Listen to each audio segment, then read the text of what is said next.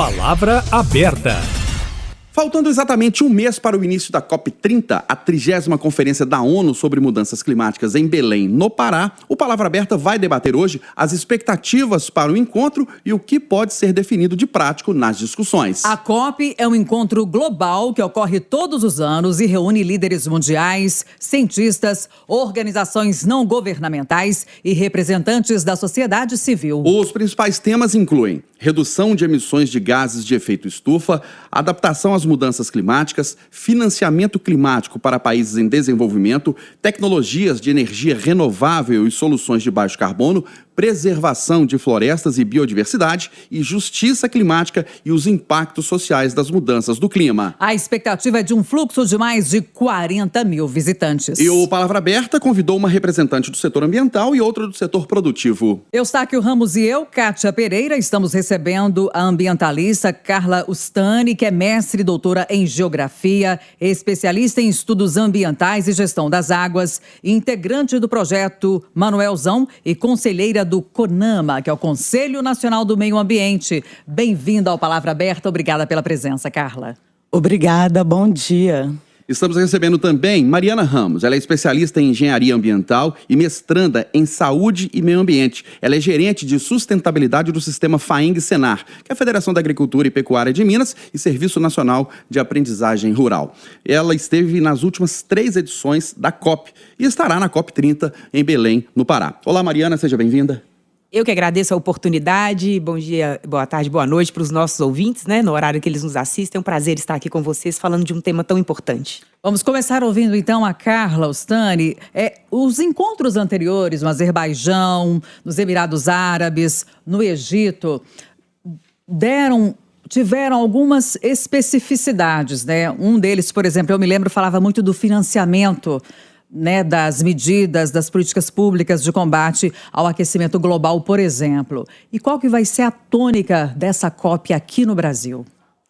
Obrigada pela pergunta, Kátia. É também um prazer estar aqui com vocês. É importante dizer que essa COP, ela é um dos eventos mais importantes da ONU esse ano, e todas as agendas anteriores, elas serão discutidas aqui com mais ênfase e trazendo também uma espécie de um fechamento, uma negociação de tudo que já vem sendo debatido nas demais COPs anteriores.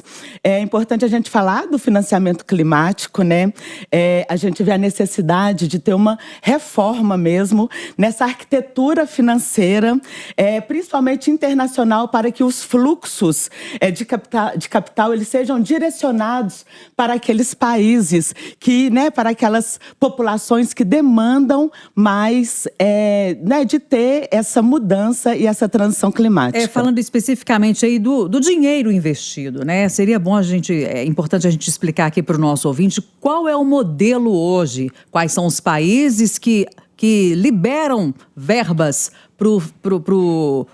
para as políticas de combate ao aquecimento global e o que mais que é necessário implementar? Eu acredito que nessa temática é importante a gente pensar sobre a transição justa, E essa transição justa demanda aqueles países que poluíram mais, que eles sejam mais responsáveis por esse financiamento.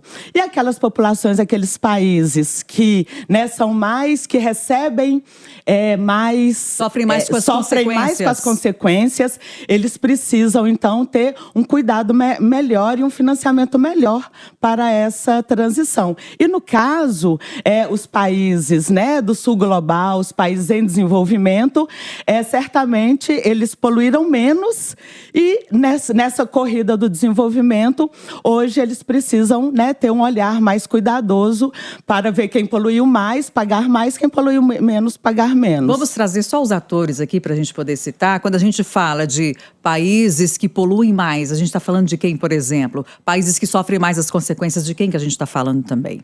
Certo. Nós sabemos que os Estados Unidos, né, é o país de mais emissões de carbono no planeta. Eles possuem uma frota de 25% de emissão de gás vem dos Estados Unidos. A China também é um país, né, que é muito poluidor, mas que ao longo dos últimos anos ele vem repensando a sua forma de atuar e como atualmente a China vem pensando também como mudar, como adentrar melhor dentro desse diálogo sobre as mudanças climáticas. Então, esses países, né, que a gente chama de países desenvolvidos do norte global, são os países que vêm poluindo mais e as consequências recaem muito sobre aquelas populações que moram, que se situam em locais que recebem as consequências mesmo, né? Como é o caso do Sudão atualmente, é o caso aqui do Brasil, né? No Rio Grande do Sul. As próprias cidades, a forma como as cidades, principalmente do sul global, elas vêm sendo construídas. Então, é muito importante que esse financiamento e essa transição olhe, né, para essas comunidades, essas populações que recebem mais essas consequências. Agora, passando a palavra para a Mariana Ramos, que é representante da FAENG, Federação da Agricultura de Minas Gerais, representando o setor produtivo aqui. Ô Mariana, e como é que vocês do setor produtivo encaram esse encontro mundial? Porque, no caso específico do agronegócio, há questionamentos sobre excesso de desmatamento descontrolado para a plantação de culturas, a questão dos licenciamentos ambientais. Afinal de contas, mas o agro é importante, por exemplo, para o PIB do Brasil. Mas aí como é que vocês ficam com essa questão de que é importante para o desenvolvimento do país, mas preservando o meio ambiente? Na verdade, essa é uma oportunidade muito grande de desfazer narrativas e apresentar números e dados referente a um setor que alimenta o Brasil e o mundo, né? Um dos pilares importantíssimos da discussão climática não são só emissões.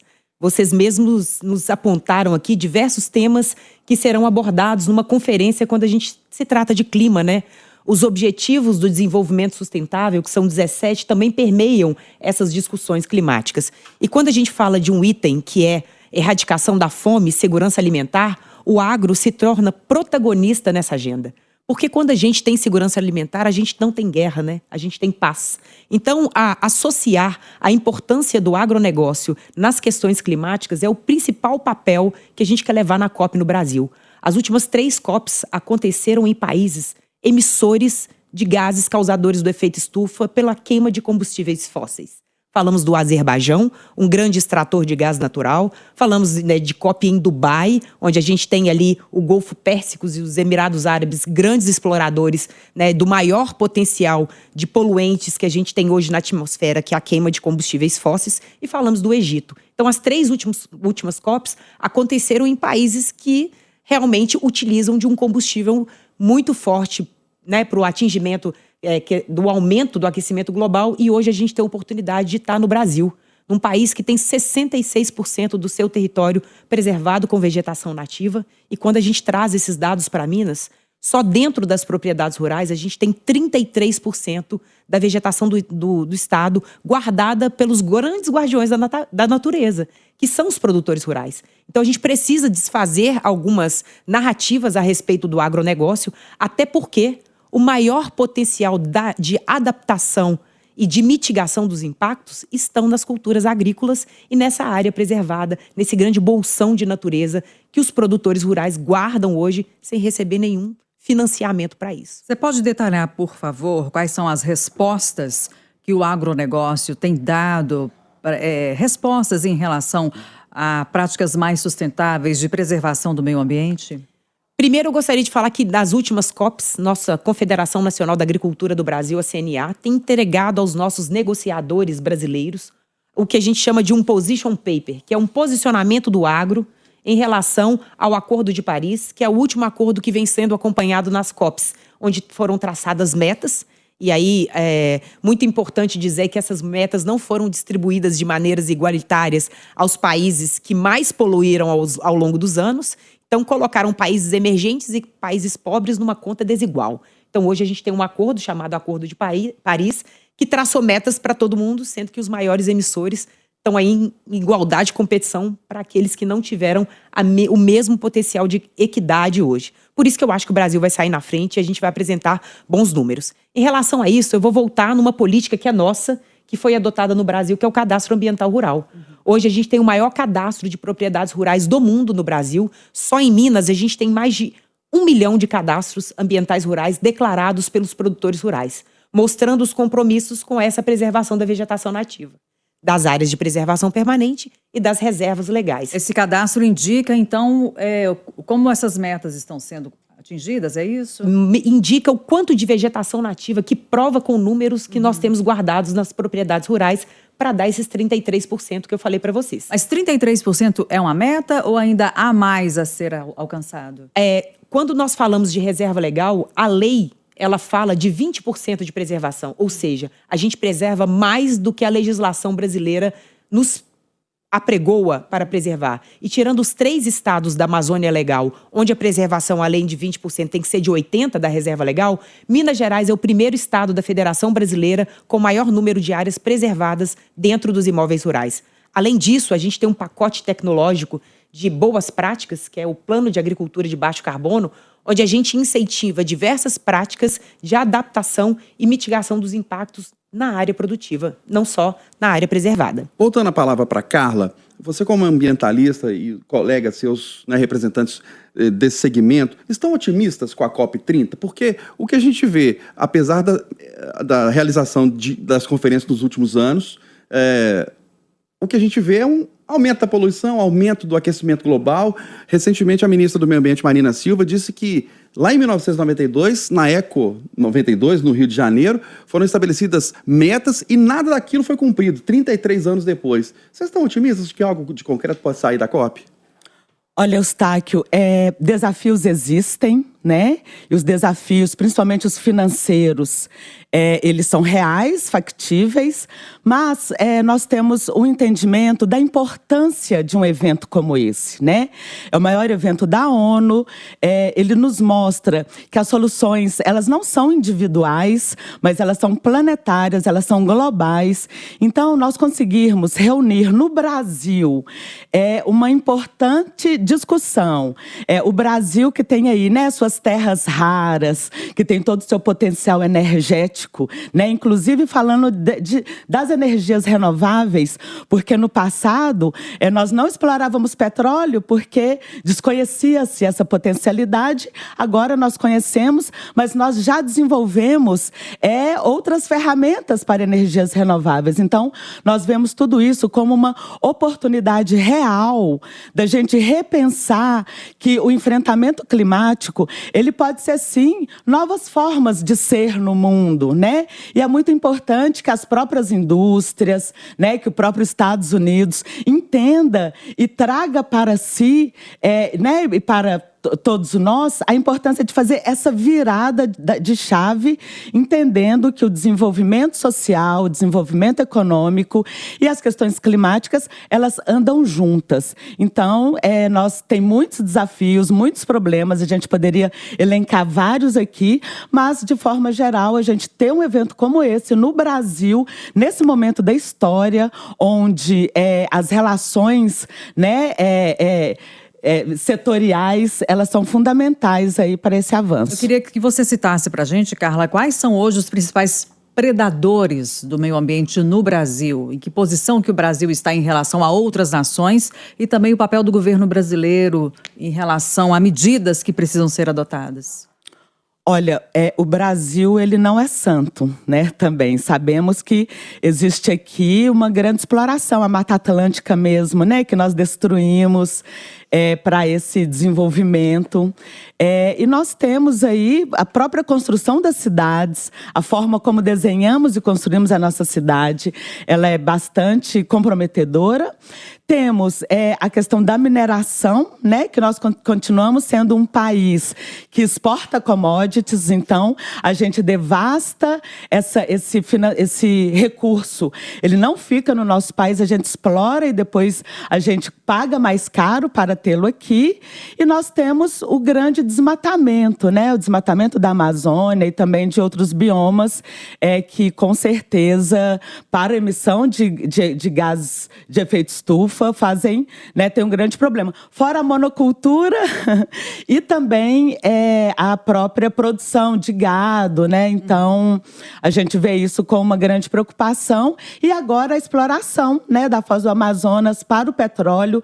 E nós vemos que o Brasil precisa ter uma grande responsabilidade de como poderá fazer ou não essa exploração, diminuindo e não repetindo as mesmas formas que a exploração ambiental, de uma forma geral, faz. Então, também vemos uma oportunidade para que a relação com as pessoas, com as comunidades, com os territórios, também melhorem dentro de uma mudança, né, de transição energética, para a transição energética. Ô, Mariana, pegando como gancho a pergunta da Kátia e a resposta da Carla, você acha que o Brasil ele é vilão das mudanças climáticas ou ele é vítima das mudanças climáticas?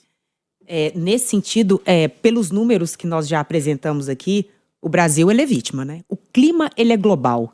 E eu vou falar do nosso setor, né, do setor agro, ele é o primeiro, por ser uma indústria a céu aberto, a receber a vulnerabilidade das mudanças climáticas. Porque nós precisamos de água, de solo e de um ecossistema dos serviços da natureza, advindo das nossas reservas legais e das nossas APPs, para beneficiar a nossa produção. Então, ele é o primeiro setor a ser influenciado por uma mudança de clima global. Então, nesse sentido, nós temos muito a contribuir em detrimento de outros setores. Então, é importante que se conheçam as práticas do agro hoje, né?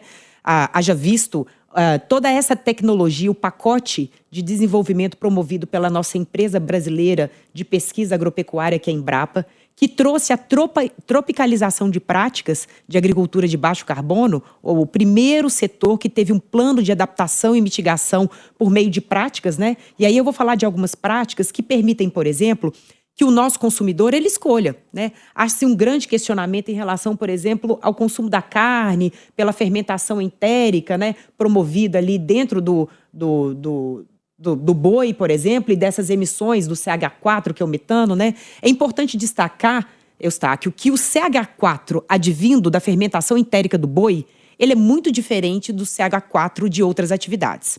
A fermentação entérica... O que é fermentação entérica? Fermentação entérica é quando tem a ruminação do boi, que gera aquele gás, né, por meio da eliminação do famoso arroto do boi, né? Sim. Por exemplo, que ele vai para a atmosfera e que ele, no caso da pecuária, ele faz um ciclo chamado de ciclo biogênico. Pesquisas recentes, né, da FGV e da Embrapa mostram que esse gás permanece na atmosfera como CH4 por 12 anos. Depois ele se transforma em CO2. E que pode ser absorvido por uma pastagem meio manejada, mantendo-se um ciclo biológico equilibrado e neutro. E se há incorporação de um componente florestal na atividade, a gente neutraliza. Então, o que hoje nós fazemos no sistema FAENG-SENAR é cada vez mais aproximar os 93% de produtores rurais que são pequenos no estado de Minas Gerais, ou seja, a grande maioria, de tecnologias que permitam descarbonizar a sua atividade. E vocês do setor do agronegócio conversam com outros setores para colaborarem com a preservação do meio ambiente? Vocês conversam com a indústria, com o setor extrativo mineral, com o setor automotivo? Sim, vou dar um exemplo de um programa de sucesso que nós temos aqui. Já que nós falamos que o principal emissor é a queima de combustíveis fósseis, principalmente para o transporte, nós temos o incentivo de um produto nosso, brasileiro, chamado etanol, advindo da produção de cana ou do esmagamento de milho de muitos produtores rurais. E na FAENG a gente tem um programa de sucesso chamado Movido pelo Agro Etanol, justamente para incentivar o consumidor, aquele que não entende como que ele pode contribuir com a descarbonização, usa o etanol. A gente favorece o setor industrial, onde faz a transformação, né, dessa cana para se ter um combustível limpo.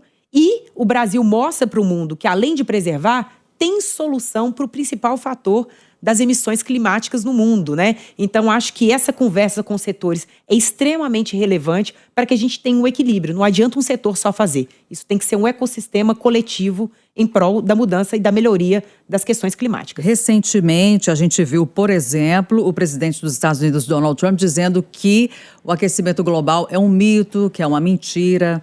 O agronegócio reconhece o aquecimento global? No caso, nós somos os primeiros a sentir esses impactos. Então, não tem como não reconhecer que existem mudanças no microclima e que existem o aquecimento global. Agora, o que de fato a gente precisa é separar o joio do trigo. A gente entender que muitas vezes esse setor paga a conta de emissões que não advêm desse setor. Então, advém de onde, por exemplo? Da queima, principalmente de combustíveis fósseis e de países como os Estados Unidos e a China, que já foram citados aqui, onde o Brasil hoje não representa 2,5% das emissões globais. E quando você fala de agro, não é 0,1% das emissões globais. Então, essa conta precisa ser melhor estudada e distribuída, né, esclarecida em programas como nós estamos fazendo aqui, para que não se criem narrativas falsas em relação aos verdadeiros emissores planetários. Finalizando com você, Carla, do setor ambiental. A gente sabe que o problema da mudança climática é um problema mundial, um problema global. Agora, falando especificamente do Brasil, como temos aqui uma natureza exuberante, temos a Amazônia, temos o Pantanal, Mata Atlântica, o poder público, ele trabalha no caminho certo, ele está investindo o que deveria investir para preservação, ele está fazendo o que deve ser feito ou não? Está muito aquém da necessidade? Eustáquio, eu acho que você fez uma grande pergunta, né? É isso, quando a gente reconhecer que a solução não é individual e sim global, é muito importante que a gente pense, então, qual que é o caminho? O que eu posso fazer para que mudanças possam acontecer? E é justamente a política, né? É saber em quem votamos, é saber se aquele candidato, aquela candidata, qual que é a agenda dele, qual que é o compromisso com a transição energética, qual que é o compromisso com os licenciamentos ambientais. Então, nós vemos, né? Acabamos de ver a boiada passar, né, no nosso país. Então, é muito importante que a gente tenha uma certa consciência e acompanhe e, de fato, extermine do Brasil políticos que não tenham esse compromisso com a questão ambiental no nosso país. Nós estamos encerrando o Palavra Aberta deste sábado. Hoje recebemos Mariana Ramos, especialista em engenharia ambiental, gerente de sustentabilidade do Sistema FAENG-SENAR, a Federação da Agricultura e Pecuária de Minas Gerais e Serviço Nacional de Aprendizagem Rural. Ela esteve nas últimas COPs e estará também na COP 30 em Belém, no Pará. Mariana, foi um prazer, obrigada pela presença, até a próxima. Muito obrigada, a gente que agradece a oportunidade de mostrar um pouquinho do nosso agro sustentável e a gente fica à disposição para o que for necessário em relação à COP. Muito obrigado. Recebemos também a ambientalista Carla Ustani. Ela é mestre e doutora em geografia, especialista em estudos ambientais, conselheira do CONAMO, Conselho Nacional do Meio Ambiente. Carla, obrigado pela presença, pela contribuição. Um grande abraço. Agradeço pela oportunidade, gente. E é sempre muito importante esse diálogo, né, entre vários setores, para cada vez mais a gente levar respostas, né, conhecimento e informações de qualidade para a população de forma geral. Muito obrigado. E a gente agradece também pela sua audiência. A Palavra Aberta todo sábado no Jornal da Itatiaia, a partir das 8h30. E você pode acompanhar esta edição e outras também nos nossos canais digitais, como o YouTube e também nas principais plataformas de áudio.